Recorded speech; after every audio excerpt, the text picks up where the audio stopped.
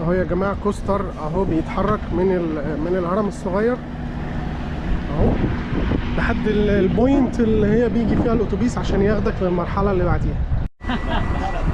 سواء زي العسل اهو. خلاص الباصات دي مجانا، يعني الباص اهو فاضي، الدنيا كويسه، انا مش شايف فيه اي مشاكل لحد دلوقتي. يعني طبعا داخلين اهو على طريق الفيوم. ده الممشى الجديد اللي بيتصمم او بيتعمل، ده الممشى الجديد اللي هيبقى واصل من الاهرامات لحد المتحف الجديد. المتحف الجديد هناك اهو، المتحف الكبير. وادي اهرامات الجيزه. ده الممشى بقى اللي فوق ده هيتعمل على طراز جميل كده، وهيوصل لحد المتحف الكبير المصري الكبير. بس طبعا اهرامات الجيزه اهي. احنا كنا عند بوابه ابو الهول هناك وراها، لا احنا رايحين بقى ندخل من المدخل الجديد اللي لسه احنا في الطريق ليه اهو.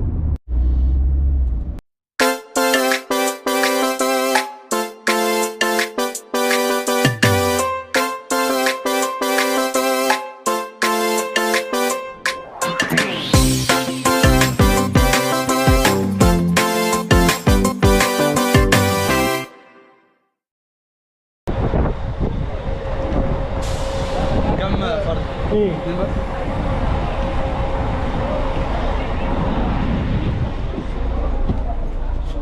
يا سلام لو النار.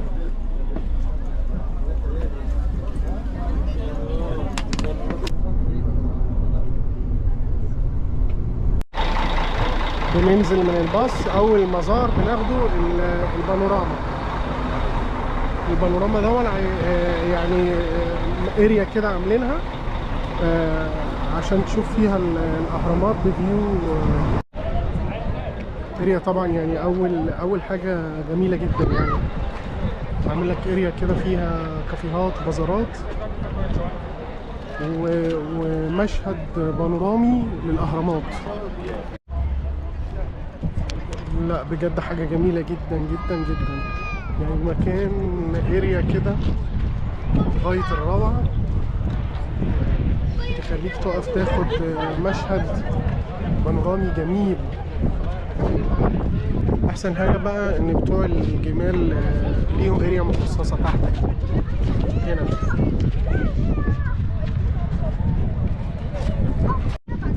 يعني احلى حاجه في المنظومه ان بتوع الجمال ما يقدروش يتخطوا النقطه دي،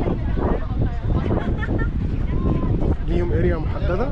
اي نعم بيطلعوا يعرضوا خدماتهم مع الناس، بس محدش بيتخطى الحته دي خالص، دي حته خاصه بالجمهور.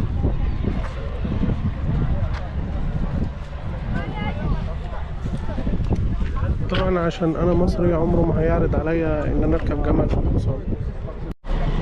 هنروح بقى نركب الباص تاني عشان نروح لتاني اريا. الباصات اهي يعني انا شايف انها متوفرة. 1 2 التالت هناك لسه طالع اهو. بنتحرك من الاريا الاولى ورايحين تاني لوكيشن عن طريق الباص.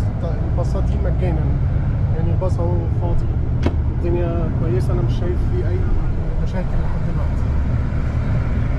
الاريا هي اللي فوق البانوراما، وبتوع الجمال اهم واقفين تحت. ممنوع او محظور يطلعوا اي اماكن فيها سياح او فيها ناس عامه، ليهم اريا مخصصه.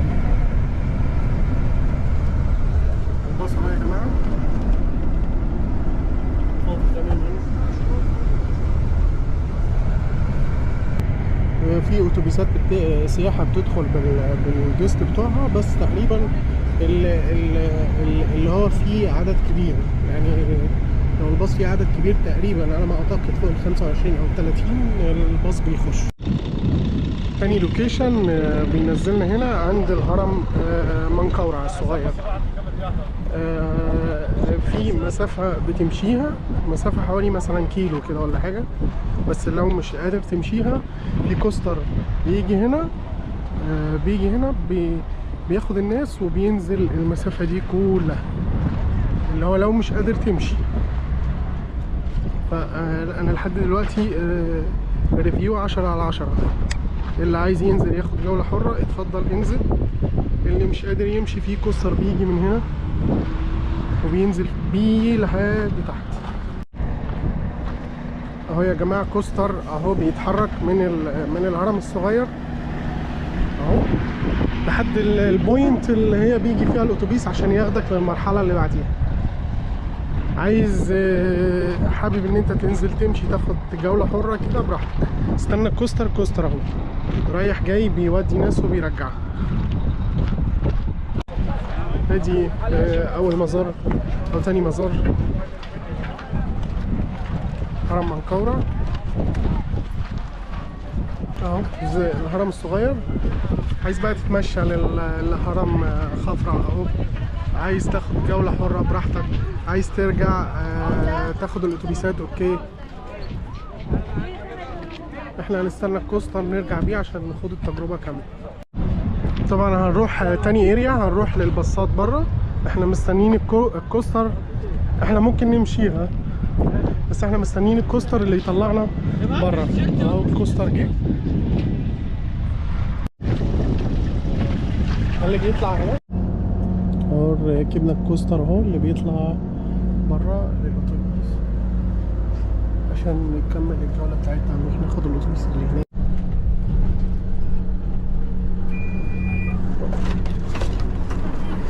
اهو بننزل من الكوستر بنلاقي الاتوبيس التاني على طول قدامنا اهو.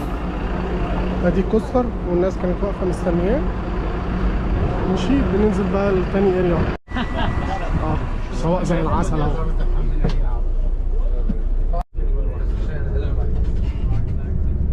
اهو ده يعتبر رابع باص نركبه. طالعين بقى للاريا الجديده.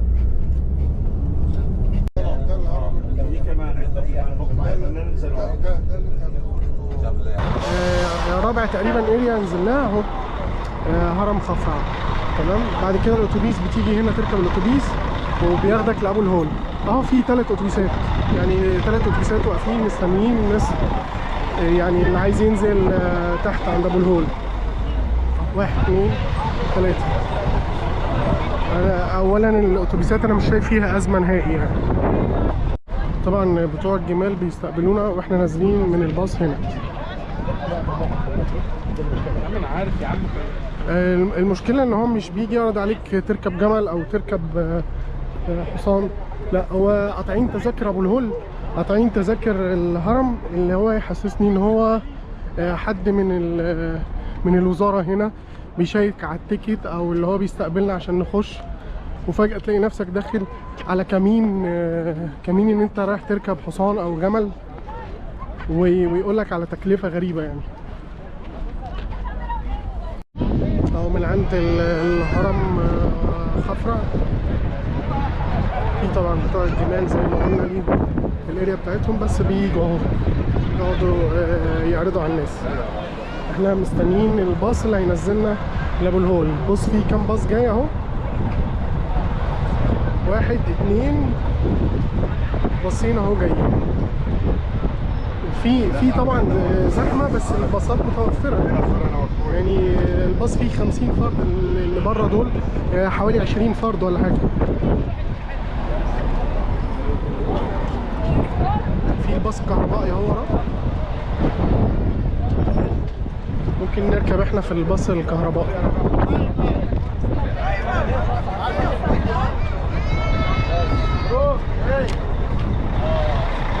في زحمه اهو، مالناش في زحمه بس الباصات متوفره اهو. نجرب الباص ده.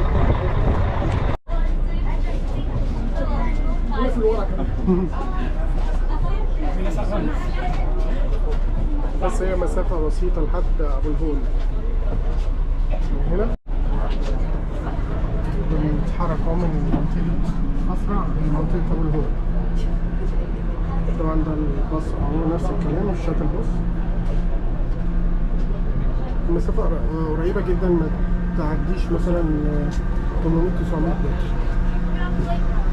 بس الناس بدل ما تمشيها على رجليها بيركبوا الشاتل باص ده.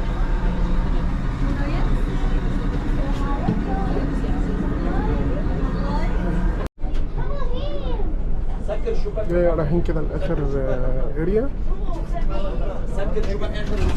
اللي هي عند ابو الهول، وبعد كده عايز بقى تاخد جوله حره اوكي، عايز ترجع بالشاتل باص لنقطه البوابه اوكي.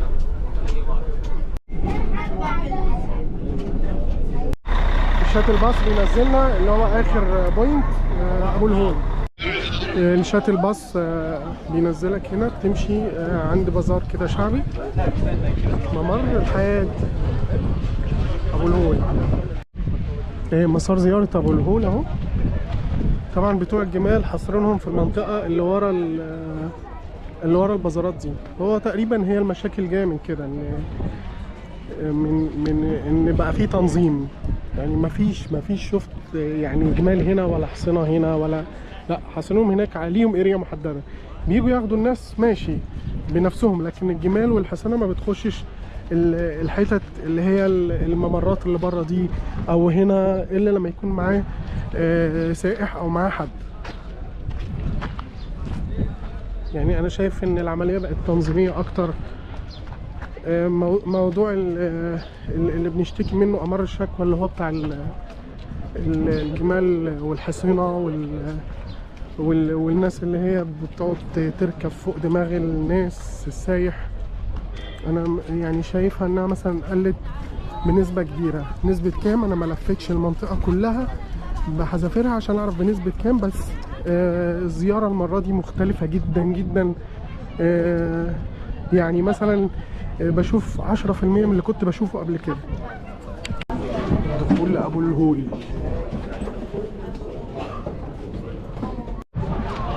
ادي منطقه ابو الهول ماشي، والدنيا زحمه وزي الفل، سياح كتير. الناس اللي هي بتنزل فيديوهات تقول ما بقاش في ناس، ما بقاش في سياح عشان النظام الجديد، والله الناس اهي زي الفل اهو. الناس طبعا الاريا اللي هي بتاعت الحصينة والجمال هناك اهو، ما بتتعداش السياج ده، بتفضل هناك ورا، مفيش حاجة بتيجي هنا، لا هناك ورا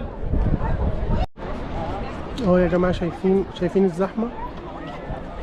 فين بقى الناس اللي ما بتجيش عشان النظام الجديد؟ الشاتل باص اهو رايح جاي اهو،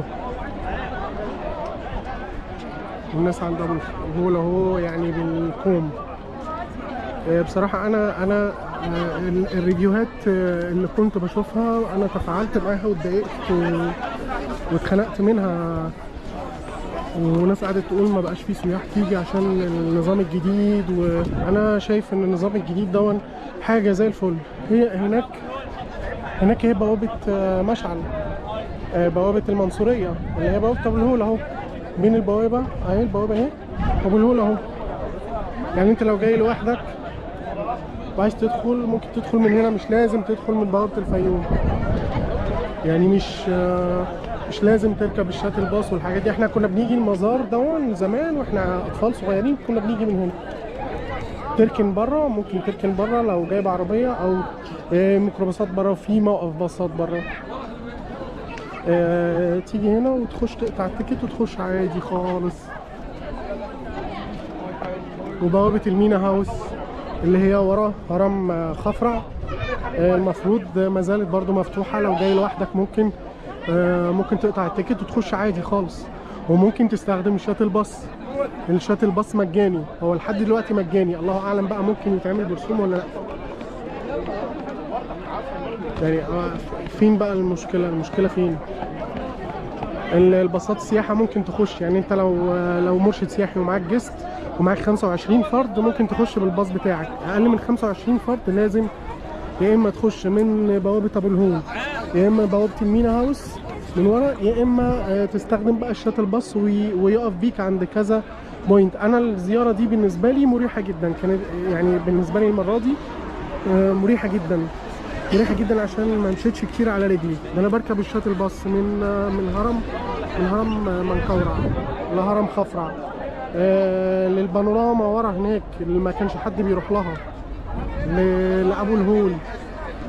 يعني وهرجع تاني اخد الشاطئ باص، هرجع تاني ممكن ارجع اكرر الزياره تاني ماشي، او ارجع بقى للبوينت اللي انا نزلت عندها اللي هي عند طريق الفيوم البوابه الجديده.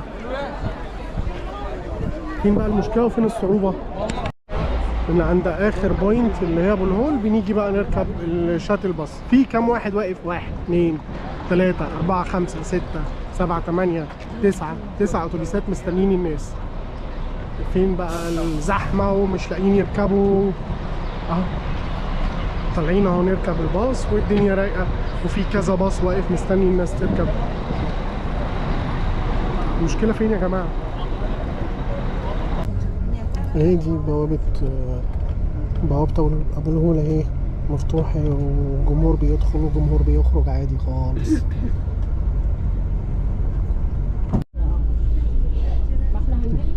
يعني حتى الجوله بالباص جوه المكان جميله.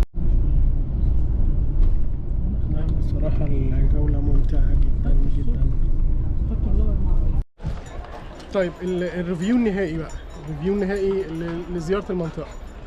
انا اول مره اجي الاهرامات وما اتعبش من اللف. يعني الشاتل باص بينزلني في كذا بوينت، وبينزلني في منطقه انا اعتبر نفسي انا واحد زائر عادي معيش عربيه. بينزلني في المنطقه دي اللي هي البانوراما دي، ما كانش حد بيوصل لها خالص، الناس كلها كانت بتخش من بوابه ابو الهول وتقعد تلف بقى في منطقه الاهرامات. ما حدش بيقدر يوصل للهرم الصغير. اخرنا بنوصل لابو الهول والهرم الكبير وهرم خفرع، لكن ما بنوصلش للهرم الصغير عشان بعيد. لا دلوقتي انا داخل مثلا من بوابه الفيوم، في شاتل باص بيخليني ازور كل المناطق دي. تمام، انت ايه رايك؟ لا الدنيا زي الفل طبعا، ده الموضوع بقى اسهل بكتير واريح، وخصوصا بعيده عن الناس اللي كانت تقعد ترزل على الناس اول ما يخشوا، يقعدوا يقولوا لهم تعالوا لازم تركبوا ولازم تعملوا. دلوقتي ما بقاش فيه دلوقتي. لا مفيش خالص. اهي بقت هناك ادي على الحدود يعني، هناك في اخر الدنيا. الدنيا بتفضل بكتير. وفي كام شاتل باص واقفين مستنيين الناس تخلص من هنا عشان يرجعوا على الدنيا مريحه جدا جدا جدا. عايز تخش من البوابه دي اللي هي بتاعت ابو الهول خش، عايز تخش من المينا هاوس خش. كانت بتبقى الواحد بيجي بيتعب. المشكله فين بقى؟ وفي زحمه اهو وسياح بالهبل يعني. الدنيا زي الفل الصراحه يعني. انا كنت متحامل قوي على التطوير دون، وكنت مخنوق منه ومن الزحمه لكن الشاتل باص حتى لو في زحمه، انا صورت لكم الشاتل باص من غير زحمه. في نقط معينه كده بيبقى فيها زحمه عند هرم خفرع لابو الهول. طبعا الحته دي زحمه عشان الناس بتدخل من بوابه ابو الهول، بيبقى في ناس كتير داخلين اللي هم مع نفسهم كده، مش داخلين بباص سياحه. فالحته اللي بيبقى فيها زحمه، اللي الشاتل باص بيبقى فيها زحمه الناس بتقف فيها دي بالظبط، من هرم خفرع هناك لحد ابو الهول هنا. فين المشكله بقى؟ يعني انا جاي اصلا متحامل وعايز اعمل فيديو اخرب بيه الدنيا، ليه مصلحه هو اللي بيعمل مشكله. انا شايف واحد من الجماعه بتوع الجمال، يعني الله يرزقهم وربنا معاهم، انا ما بقولش نلغي ولا بقول الناس دي نمشيها خالص، ماسك الموبايل وفاتح تقريبا لايف على التيك توك وعمال يقول دي مش عارف بيعملوا فينا ايه وبيعملوا فينا ايه وقافلين لنا مش عارف ايه ولا مش عارف في ايه. هو انت عشان بس مش واخد الفرصه ان انت ترخم على الناس، عمال يعني متحامل بقى على النظام والتطوير. لا لازم النظام والتطوير ده. انا بصراحه انا كواحد شغال في السياحه، يعني انا شايف ان الموضوع زي الفل. انا ما اعرفش بقى الشاتل باص ده ممكن يبقى بفلوس ولا لا فيما بعد. هو مجاني، انت بتدفع تيكت الزياره اللي هي 60 جنيه بس. يعني لو دخلت من بوابه ابو الهول تركب الشاتل باص، لو دخلت من المينا هاوس بوابه المينا هاوس بتركب الشاتل باص عادي. الشاتل باص مجاني، محدش بيقول لك انت رايح فين ولا جاي منين، بتركبه لكذا منطقه وكذا اريا. هل الشاتل باص ده هيتعمل بعد كده بمقابل ولا هيفضل مجاني كده على طول؟ يعني دي انا ما اعرفهاش. بس هل التطوير ده لسه؟ طبعا في حاجات تانية هنشوفها، مفاجآت تانية، بس اللي هو دي البدايه. بس البدايه انا اهو جاي في البدايه، في عز ما الناس بتقول ان الموضوع ده ان في مشكله. انا مش شايف فيه مشكله خالص. والسياح مستمتعين، وما بشوفش، انا بشوف صور او مناظر الناس. احنا طبعا احنا من حظنا ان احنا جايين والجو مغيم، فاوريدي لما تيجي انت منطقه زي دي صحراويه زي دي، لما تيجي انت تحت الشمس، فالناس اكيد بتتضلل باي حاجه يعني. اكيد لما يزوروا الهرم الكبير ولا الهرم الصغير ولا الهرم الوسطاني الناس بتتضلل باي حاجه. ما تجيش تقوم مصور لي الناس وهي قاعده تحت حتى الحصان مبسوطه. الناس وهي قاعده تحت السلم عشان تتضلل. لا ده بصوا البهدله، بصوا ادي تطويري مع طول عمرها الناس بتتضلل تحت اي حته يعني. ده صحراء حضرتك ما فيهاش مظله. والله انا شايف ان احنا ندي فرصه لا لسه كمان، ده لسه في الاول، لسه ان شاء الله في احسن واحسن ان شاء الله. ماشي. ده فيديو عملته بكل امانه، رغم اني بقرر ان انا جاي متحامل على ده. انا بص انا هصور بقى، انا مخنوق من المنظر ده والمنظر مستفزني، بس انا شايف والله احنا نروح نركب الشاتل باص اهو تاني. احنا خلصنا جولتنا خلاص. ماشي. الحاجه الوحيده اللي ما زرناهاش او رحنا عندها اللي هو الهرم الكبير. الهرم الكبير طبعا ده ممكن تمشيه من هرم خفرع. والله هي الحاجه الوحيده اللي ناقصه ان انت تخلي محطه تانية عند الهرم الكبير الناحيه التانية، عشان في يعني اماكن اريا كده ان انت ما ينفعش تفوت زيارتها، تبقى بوينت 5 او 6 للجوله دي. بس ان شاء الله بنتمنى ان الدنيا تتطور اكتر من كده وانا دي اكتر مره جيت فيها الهرم وانبسطت بالزياره. عايز تقول حاجه؟ يعني يا رب كده دايما الواحد من زمان كان نفسه يشوف الهرم ده فيه اي تطور، ودايما كان الدنيا الواحد دي مفيش خطوه بتحصل زياده، انما اخيرا بقت في حاجه كويسه، الواحد يجي وهو مرتاح، مش لازم يجي بقى يتعب ويطلع عينه. لا دي الدنيا راحه جدا وتحرك بالباصات والدنيا مكيفه والدنيا زي الفل يعني. ماشي. شكرا.